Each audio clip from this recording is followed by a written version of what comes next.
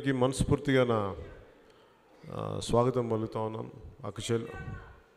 అక్క చెల్లెలందరికీ, ఆడపడుచులందరికీ, అన్నదమ్ములందరికీ, ప్రతి ఒక్కరికి పేరు పేరున నా హృదయపూర్వక నమస్కారాలు. మీరు ఇంత అభిమానంతో బయట నలిగిపోతూ ఇబ్బంది పడ్డా మీరు వచ్చారంటే నాకు నిజంగా ప్రతిసారి కలవాలని ఉంటుంది, కలుసుకోవాలని ఉంటుంది. కానీ పరిస్థితులు ఒకసారి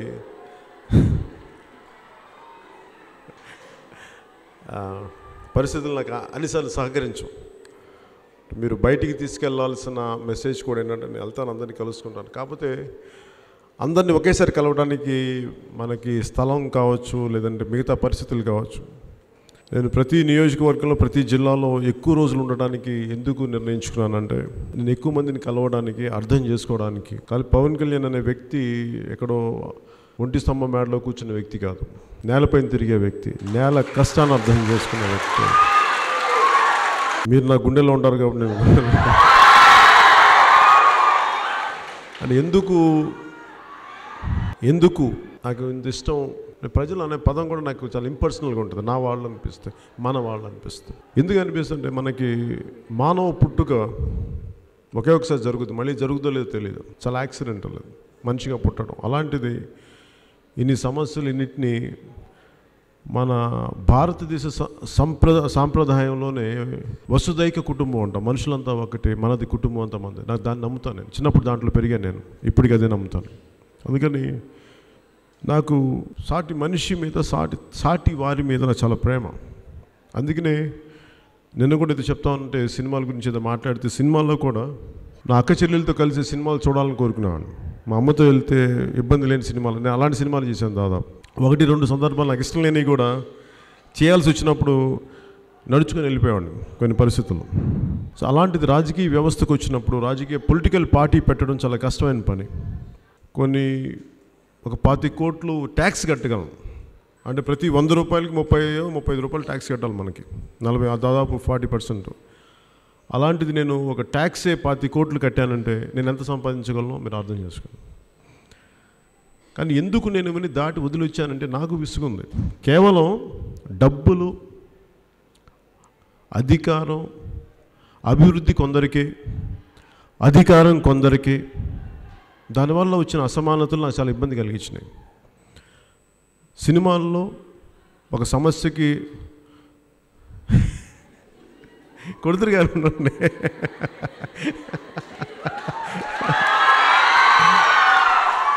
సినిమాల్లో బాబు కొంచెం మీరు అడ్డం లేకుండా ఉంటారా, నాకు మా వాళ్ళకి అడ్డం లేకుండా ఉంటారు. ఈ కెమెరా కొంచెం సెంటర్లో పెట్టుకుని తీయండి, నేను కావాలండి మార్చుకుంటే నాకు ఇబ్బందిగా ఉంది. మీ అందరూ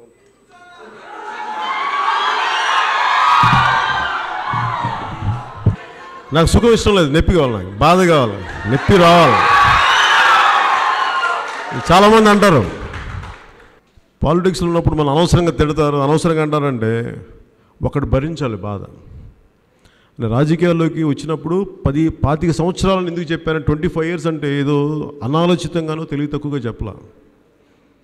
ఒక తరాన్ని ప్రసవింపజేయడానికి, ఒక మార్పుని తీసుకురావడానికి 25 సంవత్సరాలు పడుతుంది. భరించాలి, ఒకడు తిట్లు తినాలి, ఒకడు అందరి దగ్గర భరించాలి. ఎందుకంటే మీరు ఒకటే గుర్తుపెట్టుకు, ఇంతమంది కలిసి జగన్మోహన్ రెడ్డి దగ్గర నుంచి, భారతీయ జనతా పార్టీ దగ్గర నుంచి, మన తెలుగుదేశం దగ్గర నుంచి మిగతా ఎవరు నన్ను తిట్టినా ఒక వ్యక్తిని ఎందుకు తిట్టాలి మీరు అందరూ ఆలోచించాలి. వాడు ఏం ద్రోహం చేశాడు? వాడేం ద్రోహం చేయలేదు కాబట్టి వాడు మార్పు తీసుకొస్తాడు కాబట్టి ఇంతమంది కలిసి తిడుతున్నారు.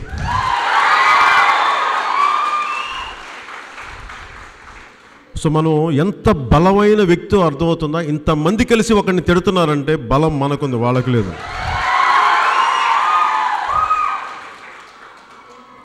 నేను పాలిటిక్స్ని చాలా సాంప్రదాయంగా, చాలా మర్యాదపూర్వకంగా చేస్తాను. వాళ్ళు ఎవరికి అర్థం కాని విషయం కూడా ఏంటంటే, నాకు వీళ్ళలాంటి భాష ఉంది, వీళ్ళు ఏ స్థాయికి వెళ్ళగలరో, నేను కొంత విలువలతో కూడిన రాజకీయం చేయాలని వచ్చాను. రాజకీయ వ్యవస్థ విలువలతో కూడింది. రాజ్యాంగం రాసింది జగన్మోహన్ రెడ్డి లాంటి వాళ్ళు రాజ్యాంగం రాయలేరు. బాబాసాహెబ్ అంబేద్కర్ లాంటి గొప్ప మహానుభావులే రాజ్యాంగం రాయగలరు. ముఖ్యమంత్రి చంద్రబాబు గారు రాజ్యాంగం రాయలేరు, అంబేద్కర్ మహాశైలి రాయాలి. అలాంటి గొప్పవాళ్ళు పాలాభిషేకం చేసిన ఎవరికి చేసినా గొప్ప మహానుభావులు చేస్తాం, అంత గొప్ప వ్యక్తులు. అంతే వీళ్ళందరికీ ఎలా ఉంటుందంటే రాజ్యాంగం స్ఫూర్తి కేవలం పేరుకే, కానీ వీళ్ళు చేసే దిగజారుడు వ్యవహారం కానీ దిగజారుడు పాలిటిక్స్ కానీ ఇలా తిట్టేస్తే భయపడతామని అనుకుంటారు. వాళ్ళకి అర్థం కాదు ఏంటంటే పవన్ కళ్యాణ్ అనే వ్యక్తి చూడటానికి మెత్తగా కనిపిస్తాడు, దగ్గరికి వస్తే తోలు తీసేస్తాను, పిచ్చి పిచ్చి వేషాలు వేస్తాను. పాలిటిక్స్లో కావాల్సింది చాలా గట్టి మనస్తత్వం కావాలి, బలమైన సంకల్పం. దోచే మీకే, ఇసుక మాఫియాలు చేసే మీకే, స్కాములు చేసే మీకే అంత బలం ఉన్నప్పుడు, అంత మీకు అహంకారం, మీరు ఆధిపత్య పోరు మీరు చూస్తుంటే ఏమీ చెయ్యని నాకు, ప్రజా సంక్షేమం కోసం నిలబడే మాకు ఎంత తెగింపు ఉండదు వీళ్ళు ఆలోచించుకోగలరా?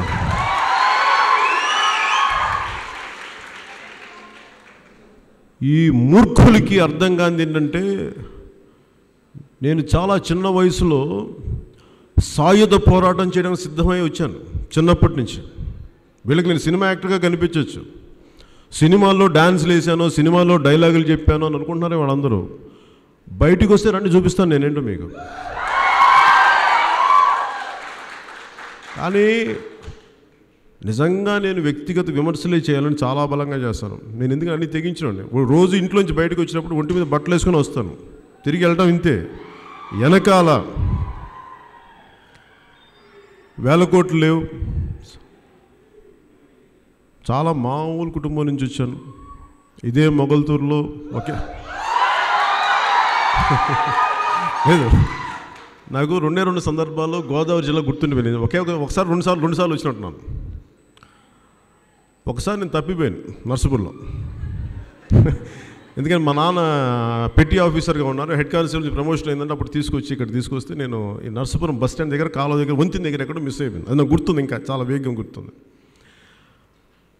అక్కడ మాకు ఒక చిన్న పొలం ఉండేది, 2.5 ఎకరాలు అంత ఉండేది, ఏదో 2 ఎకరాలు 20 సెంట్లు అయితే ఒక 5 సెంట్లు. అది ఎలాగ మేము మా నాన్న వాళ్ళు అమ్మేసుకుంటూ వచ్చారో నాకు తెలుసు. మా పిన్ని పెళ్ళికని ఇంకొక సమస్యలు కానీ ఇట్లాగా భూమి కొద్దిగా అమ్ముకుంటా కష్టాలు తెలుసు నాకు. నేను చూశాను, నేను చిన్నవాడిని, నాకు తెలియదు ఏమో అనుకునే వాళ్ళేమో, కానీ నేను వినేవాడిని, చూసేవాడిని. ఆ కష్టాలు తెలుసుకున్నవాడిని కాబట్టి, కష్టాలు చూసినవాడిని, నేను సమస్యలను అర్థం చేసుకున్నవాడిని. ఎందుకు ఇంత బాధ్యతగా ఉంటానంటే చాలా చిన్న జీవితం నుంచి వచ్చిన వాడిని. సో వీళ్ళందరికీ ఏముంటుందంటే నాకు చాలా అటాచ్మెంట్ అనుకుంటారు. 22 ఏళ్ల వయసులో నేను అన్ని వదులుకొని వచ్చేసాను. నాకు వద్దనుకున్నాను, ఏ ఎదుగుదల నాకు అవసరం లేదు, ఎందుకంటే నాకు కావాల్సిన బతకడానికి ఎంత ధైర్యం కావాలో అంత జ్ఞానం కావాలో నాకు ఉంది, చాలా ఆశలు లేవు నాకు.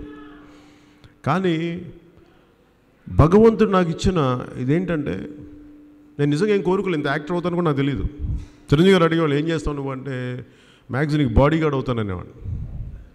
కానీ ఈ రోజున నేను మన సమాజానికి అంగరక్షకున్నాను, బాడీ గార్డ్.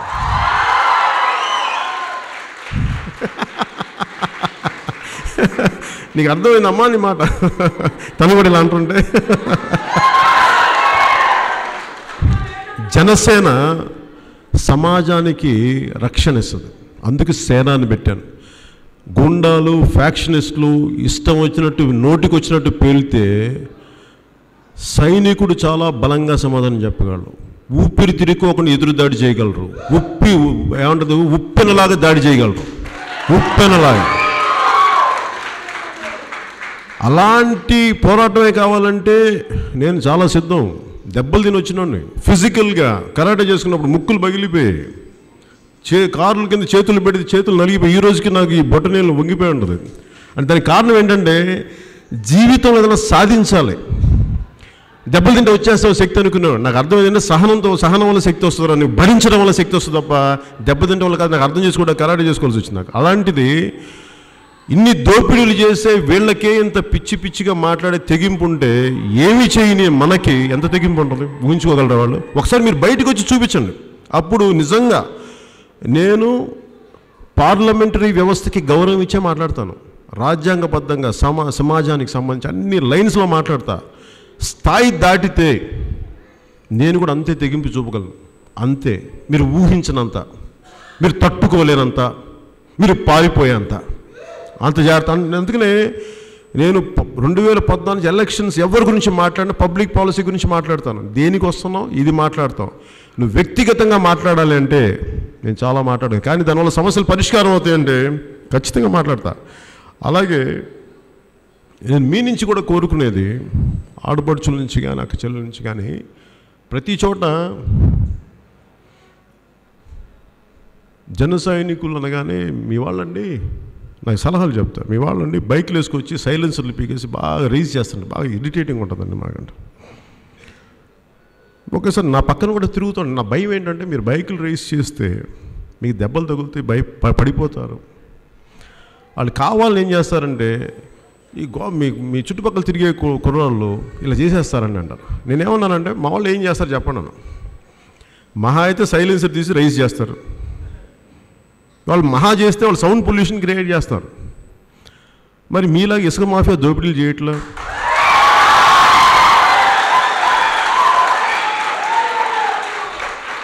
వేల కోట్లు స్కాములు చేయట్లా, జైలుకి వెళ్ళి కూర్చోండి. మా వాళ్ళు మ్యాక్సిమం బైక్ సౌండ్ తీసేసి ఇలా రైజ్ చేస్తారు. నేను అంటాను దేనికి రైజ్ చేస్తారో చెప్తాను ఒకసారి. మీరు యువతకి మీరేమిచ్చారు? ఆ యువతకి ఎందుకు బైక్ రైజ్ చేస్తుందంటే నేను అందరిలో అలా చూడను, ఇరిటేషన్గా చూడను. వాళ్ళ ఎనర్జీ అది, వాళ్ళ శక్తి. వాళ్ళ శక్తిని డైవర్ట్ చేయడానికి అవకాశాలు లేవు.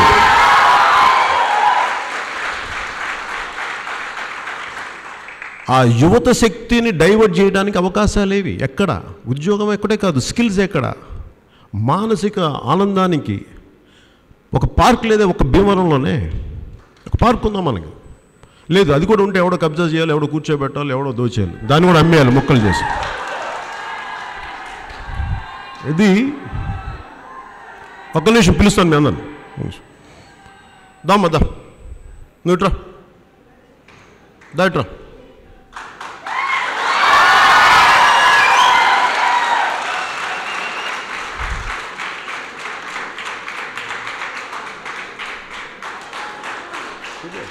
కూర్చో.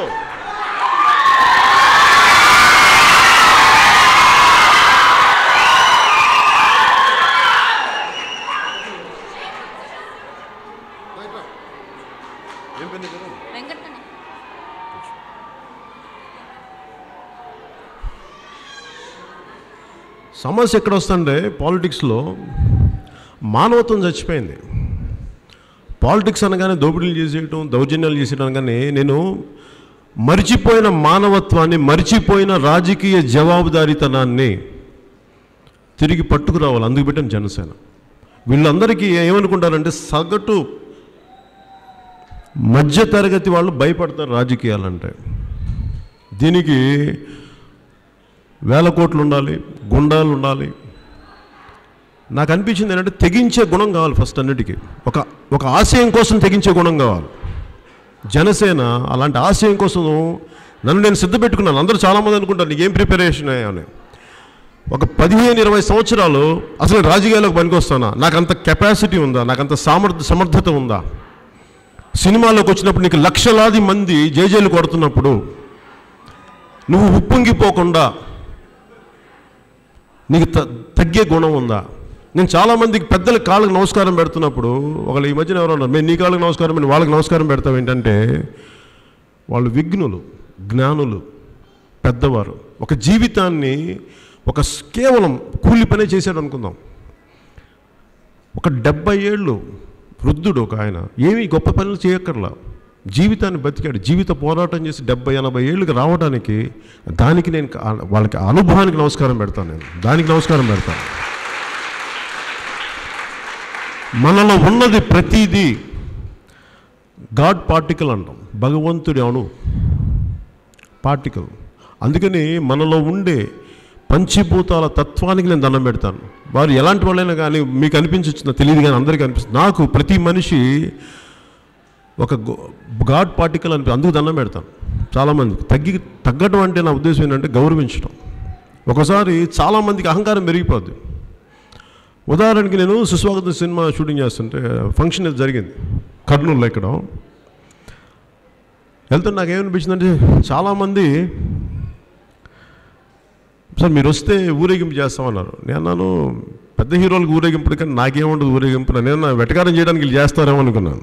అంటే ఈయన దిష్టి బొమ్మలా తీసేసి వీడే పవన్ కళ్యాణ్ అంటే నా భయం వేసి నాకు చాలా సిగ్గు, చిన్నప్పటి నుంచి బయటికి రాలేను. మా ఇంట్లో బంధువులు వచ్చినా ఎవరైనా వచ్చినా ఇంట్లో నా మూల కూర్చునేవాడిని. అలాంటి నేను యాక్టర్ అయిన తర్వాత పబ్లిక్ రోడ్లో డ్యాన్సులు చేయాలంటే అసలు దీని బదులు భూమి విచ్చుకుపోయి లోపలికి వెళ్ళిపోతే బెటర్ అనిపించేది నాకు. అండ్ నాకు అంత ఇబ్బంది, కానీ తట్టుకొని నిలబడ్డాను.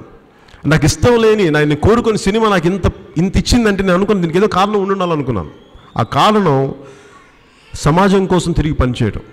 అందుకే నాకు ఇంత పేరు ఇచ్చింది అనిపిస్తుంది. నేను చేసిన చాలా తక్కువ సినిమాలు, నా సినిమా హిట్స్ కూడా చాలా తక్కువ ఉన్నాయి. కాకపోతే మీరు ఇచ్చిన ప్రేమ చాలా బలమైన ప్రేమ.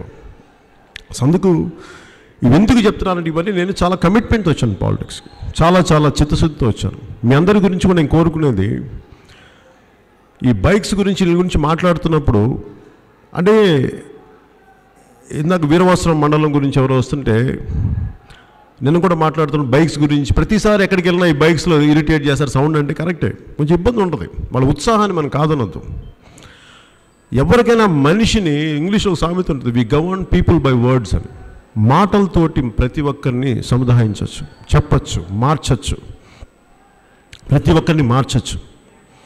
నేనేం నమ్ముతానంటే ఇంతమంది వీళ్ళలాగా వేల కోట్లు చేసేవాళ్ళు లేరు, దోపిడీలు చేసేవాళ్ళు లేరు. మ్యాక్సిమం మహా అయితే బైక్ సౌండ్ చేస్తారు, అది కరెక్ట్ చేసుకుందాం. చాలా చిన్న మాట అది, మీరు అవి కరెక్ట్ చేసుకోండి.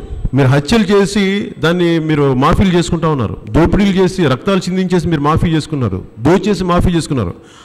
ముందు మీరు అది మాఫీ చేసుకోండి ఫస్ట్. సమాజానికి అత్యంత ప్రమాదకరమైన అవి కరెక్ట్ చేసుకోండి. మా బైకులు, మా జన సైనికులు ఇబ్బందులు ఇవన్నీ కరెక్ట్ చేసుకుంటాం, చాలా చిన్న విషయాలు కంపేర్ చేస్తే. అలాగే ఇంకొక మీకు డిసిప్లిన్ మనకు 100% వాళ్ళు అన్నది ఒకటి మనం తీసుకోవాల్సింది ఏంటంటే డిసిప్లిన్ ఒకటి మనకు కావాలి. ఎంత గొప్ప గుణం ఉందంటే ఒక బైక్ని చేయటం ఒక గుణం అయితే నేను చెప్పాను, మీరు జన సైనికుల్లో బైక్స్ చేయటం అనేది ఒక ఇరిటేషన్ మీకు ఉంటే మా వాళ్ళ సంస్కారం మీకు చెప్తాను. నిన్న ఆడపిల్లలు చెప్తా ఉన్నారు, అంతమంది గుమిగూడిన చోట ఇక్కడ కానీ విజయనగరం కానీ ఎక్కడ కానీ కిక్కిరిసిపోయిన చోట ఆడపడుచులు అక్క చెల్లెళ్ళు వస్తుంటే దారి సముద్రం చీలినట్టు చీలి మీరు వెళ్ళండి అమ్మ. ఆ సంస్కారం ఎక్కడి నుంచి వస్తుంది?